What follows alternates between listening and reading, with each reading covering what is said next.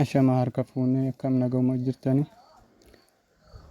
Aappii kana akkaataa itti buufatanii immoo akkaataa akkaawuntii itti banatan viidiyoo kana hamma dhumaatti ilaalaadha. Hordofaan waliin tura. Liinkii kana dura liinkii kana tuqxanii seentanii sana booda haala kanaan hin dhufa daawunlood bakka jettu tana ishee as gadiitti argamtu tana guyyaa tuqxan gara pileestooraatti singeessaa. Pileestoorarraa hin buufatanii ani waan hin buufadhee jiruufu amma yommuu tana tuqe gara aappichaatti na oofa. Erga pileestoorarraa buufattanii booda akkaataa itti bantan iimeela keessaniin yookiin immoo bilbila yoo ta'e yoo iimeela ta'e iimeela isa jedhu yookaan immoo tarreewwan asitti argaman gaditti argaman kanneen asitti mul'atan kana iimeelaa fi lakkoofsaan banuu dandeessanii. Iimeeliin sedhu kana dhugaa iimeela tuqxe accepting goota. Sanachi iimeelii kee akkanatti si daawwachiisa. Iimeelii kee irratti tokkoon kan ittiin banamne hin beekne kan paaspoortii isaa beektu waan arraafatu hin dandeenye kan deebitee irratti yoo si jalaa bade kan deebisuu dandeessu filattaa hin tuqxaa irratti.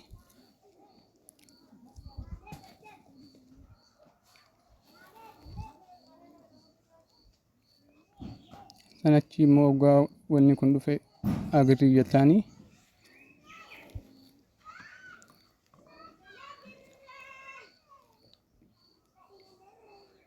haala kanaan maqaa keessan yoo jijjiiruu feetan jijjiiruu ni dandeessanii. Bakkee naayikneem jedhu birthday keessan bara dhalootaa keessan teessoo keessanis akkasuma Itoophiyaa keessas yoo ta'e biyya alaatis yoo ta'e biyya isin jirtan guuttatuu ni dandeessanii.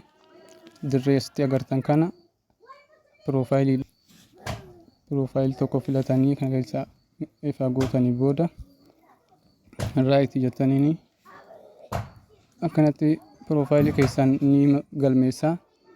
Asii gadi oofuudhaan yoo dhiira taate iddoo amma mul'atu kana meelisa jedhu kana tuqxaa. Yoo dhalaa taate immoo faameelisa jedhu kana asitti kanan tuqxaa. Asitti immoo dirree kanatti bakkee amma agartan kanarratti ol kunuunsi nan agarsiisa. Asitti 50 takka 37 93 24 jettanii baak gootaniiti. Asitti yoo dhiira taate dhiiraa jettaa isin agarsiisee jira. Yoo nadhoo taate immoo asitti kanaan tuqxaa. Ani amma dhiiraan hin banuu jira. Eeffaa kana goote booda iddoo tana tuqxa. Haala kanaan baname jedha. Bakka eeksii tana tuqxanii kanneen ishii jalqabaa tana asitti dhufte tana ishii fudhattanii akkana gootanii gara duubaa hin deebitanii. Kuni baafati kun viidiyoo kallattiidhaan viidiyoo laayivii irra taa'uudha. Kun immoo sagaleedhaan. Kun immoo viidiyoo poostii godhuudha akkuma tiiktookaa. Kun immoo miseejii karaa miseejiitti ilaaltanii itti aansuudhaan iddoo kana tuqxanii iddoo kana ergaa tuqxanii booda ol qabdaniiti bakkee amma awus jedhu kanaan tuqxanii san booda ol seentanii haala kanaan dhugaa dhufe asii yoo tuqxan asitti hin dhufaa. Bakkee amma tana iddoo tana hin tuqxanii fuula keessan ni galmeessitanii eeyyama isiniif kennaa. Yoo eeyyama isiniif kenneeraa ta'e dogoggorrii yoo hin jiraanne raayit jedha. Gara duubaa deebitaniiti. Gara duubaa ni deebitanii sana booda immoo maa eejensii jedhu kana ni tuqxanii. Ergaa isa tuqxanii booda haala kanaan simbiratti ni dhufa.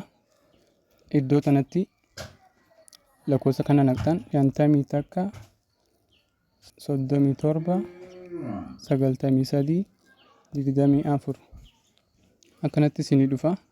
Eejenti Alii jedha. Piliis intar isheetu tana ni tuqxanii koonfirmii gootanii sanachi akkanatti isheenteetta jedha galmeeffameera. Haala kanaan yommuu lamman isaa isa kanaa fi kana yommuu carra geessistanii booda nu qunnamaadha. Karuma miseenjeraatiin dhufaatii inbooksiin nu dubbisaadha. Sanatti aanuudhaan waan hafe immoo gara fuulduraatti waan jiru waan gochuu qabdan sinii beeksisnaa. Galatoomaa hedduu ulfaadhaa.